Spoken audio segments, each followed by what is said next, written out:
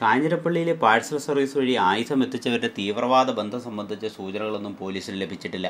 എന്നാൽ എരുമേലിയിൽ വഴിയോര കച്ചവടത്തിനെന്ന പേരിൽ മുമ്പ് എത്തിച്ച ആയുധങ്ങൾ തീവ്രവാദ സംഘടനകളുടെയോ ഗുണ്ടാ സംഘങ്ങളുടെയോ കൈകളിൽ എത്തിയിട്ടുണ്ടാവാം എന്ന നിഗമനത്തിലാണ് പോലീസ്.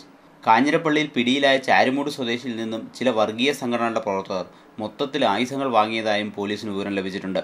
ആലപ്പുഴ, പത്തനംതിട്ട ജില്ലകളിലുള്ള ചിലർ ഇതിന്റെ ഭാഗമായി പോലീസ് നിരീക്ഷണത്തിലാണ്. കോട്ടയം ജില്ലാ പോലീസ് സൂപ്രണ്ട് എസ് ശ്രീജിത്തിന്റെ നേതൃത്വത്തിലാണ് അന്വേഷണം നടക്കുന്നത്. മാരകായുധങ്ങളെത്തിയ കാഞ്ഞിരപ്പള്ളിയിലെ ആലപ്പി പാഴ്സൽ സർവീസ് ഇന്നലെ പോലീസ് സീൽ ചെയ്തു.